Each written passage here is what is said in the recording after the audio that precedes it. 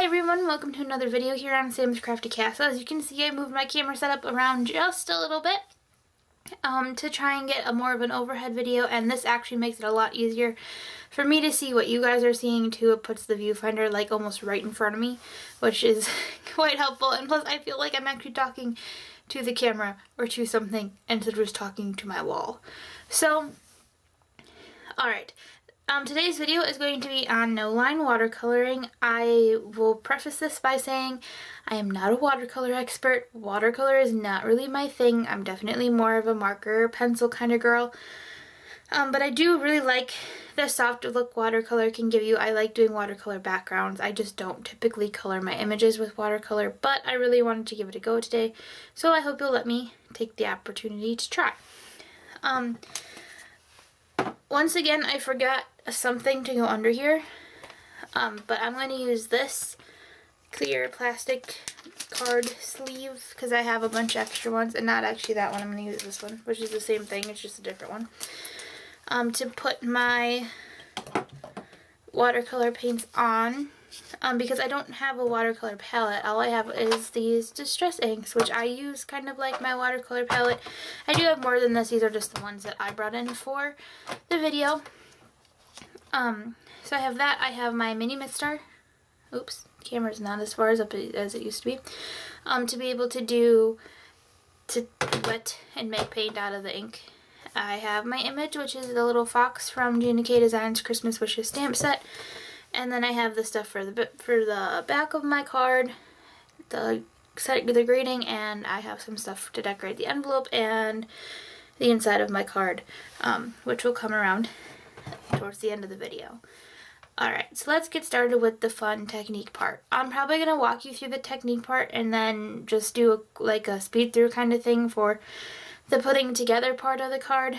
But let me know what you think about that, because if you don't like it, and then in the future when I put together these technique videos, I will not speed through the put together part. I will like actually walk you through it. The only thing is, like, I pre-cut all the pieces because not everything fits in here. So, yeah. So you don't get to see, like, the actual, like, making of the pieces to put together. It's literally just assembly. So let me know what you think about that. Like I said, someday I hope to be able to show you a little bit more of that, but right now I just don't have the space or the ability to. Alright. Enough of that, let's get started. So I'm going to do actually quite a bit of mixing and playing here. So I'm going to actually have to go grab a scrap piece of paper very quickly, and so that I can test out some of these colors that I want to make. But before I do that, I will let you know which colors I have here. I have Distress Fired Brick,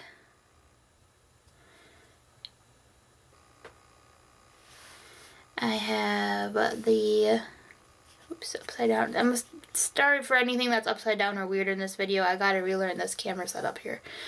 I have Barn Door. This is like my favorite red of all time. I love this red so much. And then I got into a little bit of orange and brown with the Rusty Hinge. And those are the colors I'm going to use to color in my fox. So I'm going to go get a piece of paper so I can play with some color mixing and things and test it before I commit to it. The other thing I have to watch out for with this setup is the fact that my camera cord sometimes likes to get in the frame. Alright, so you've heard me talk about these little cards before from the paper cut. I love these, and this is mostly what I keep them around for, is color testing and things like that. They kind of work really nice as little swatch sheets, and they're actually what our little foxy friend is stamped on. So I'm going to move him up there. So I'm going to put some of each of these down on... Oh, and little foxy friend is stamped with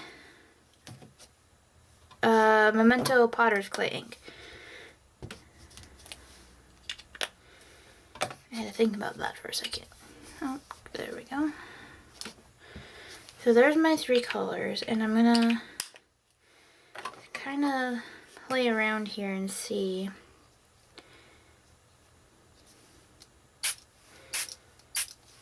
what I can come up with color-wise.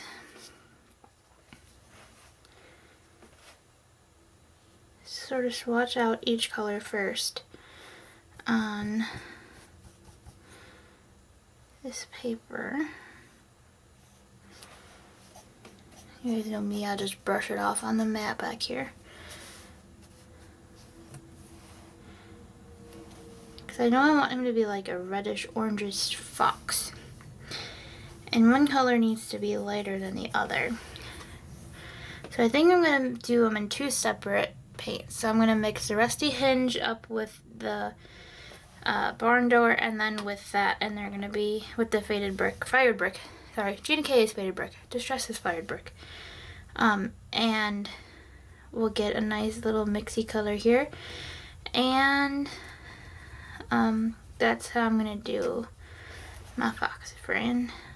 Yeah. Yeah, that's perfect. Okay. Wipe my brush off over on the side here where you can't see it.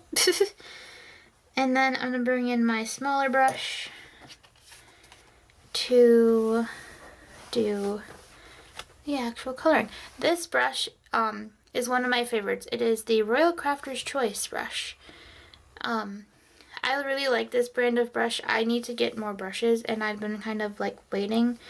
But then I started using this brush and I really, really like it. So I'm going to get more of these in different sizes because I only have like this really thin one right now.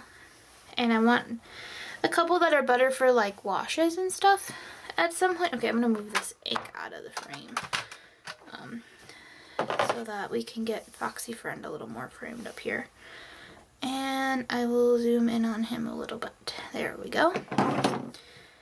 Alright.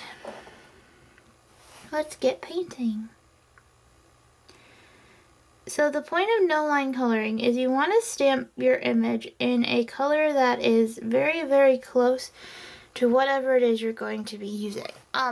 For me with no line coloring, I don't like to stamp them in exactly the same color. I've done that before. I did it with a Gina K Design Sophie Pig one time.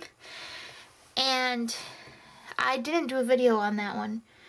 But it was so creepy looking, not having any of the lines. So my personal preference is to have some, to do the lines in a similar color to whatever it is you're painting, because I like the lines to show up a little bit. Another option you have is to do it in a very light gray. I have done the grays before. I don't think I've ever done them on the channel, but I know I've shared them on my blog. And I like that look too, and you even get more of a no line color look than you would if you did it with, oh, that's such a perfect foxy color. If you would have done it with the gray than if you did it with, like, say, you know, what I did here where I did something a little darker. But I like him having some of the definition of the lines, and especially because like his eyes are that color, and even though I think I'm going to leave his eye area white, I don't want, like, yeah, I want them to show up. So that's why I choose to go with, I tend to go with just a slightly darker color if I'm going to do no line, so that you still get some of the definition of the ink in the lines, but you don't get all the crazy, you don't lose all the details and things like that, I guess is what I'm trying to say. Alright. Keep going with his body. So I'm going to leave his little paws white, and I'm going to leave this little tip of his tail here white. But I'm going to use that other color mix of these two colors together to do his tummy area there.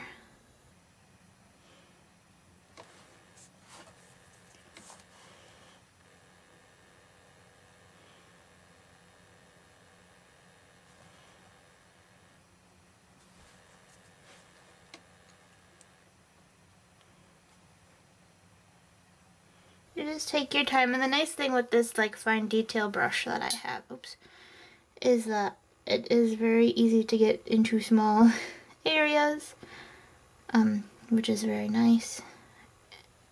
And the other thing I always have issues with watercolor is that sometimes, like it or not, I'm kind of just going to add some more Rusty Hinge on later, I think, and mix this all together. Is you do tend to get a couple more like splotchy spots, if you will, where stuff doesn't quite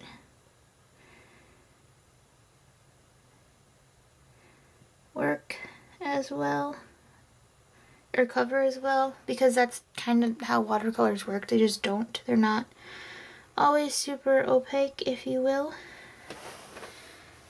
So there's that one, and then I just gotta do his little tail.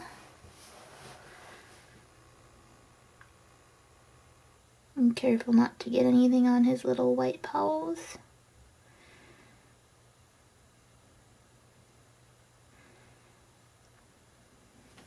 And again, that's where this tiny brush really comes in handy. Another thing you might be wondering is, why am I using an actual brush and not a like water brush or an aqua brush or whatever you want to call it?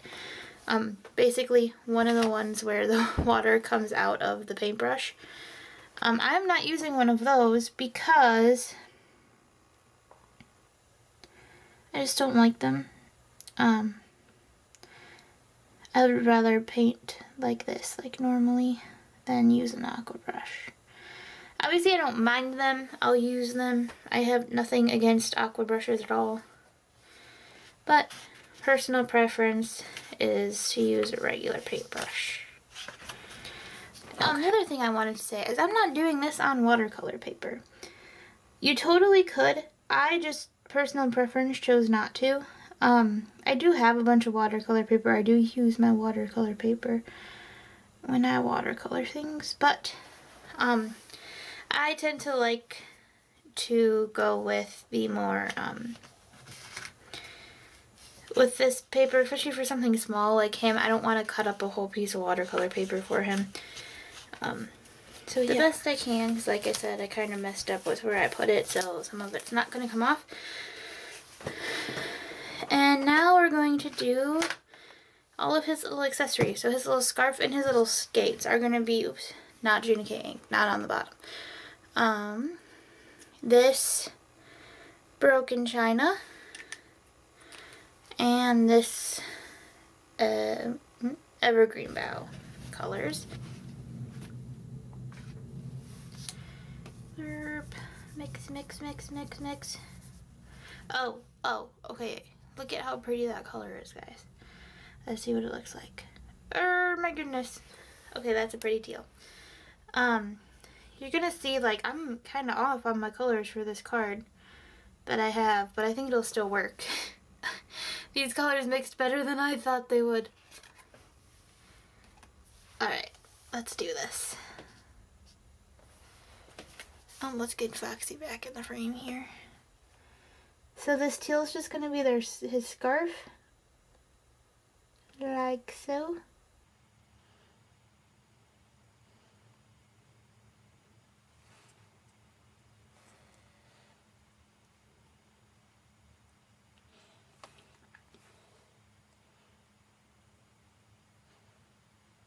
And like so. Perfect. So that part was easy. And then I have to do his skates. I forgot about his skates. So if you've seen in the thumbnail to this video, which should be a picture of the card, I hope, then you know that I've got some purple in here. So I do have this distressing, wait, nope, it goes towards me, the shaded lilac. And what I'm going to kind of do with that is I'm just going to use it on its own and shade in really lightly. Seriously, I'm going to spray it like 3 times. One more just to be safe. And make it really light. The more water you add, the lighter your color is going to be. So I'm going to add some purple into Foxy Friend here. Okay, so since I really want really thin areas, I'm going to come in with this pointy brush again. Pointy brush, can't see it, there we go. And just like really lightly right around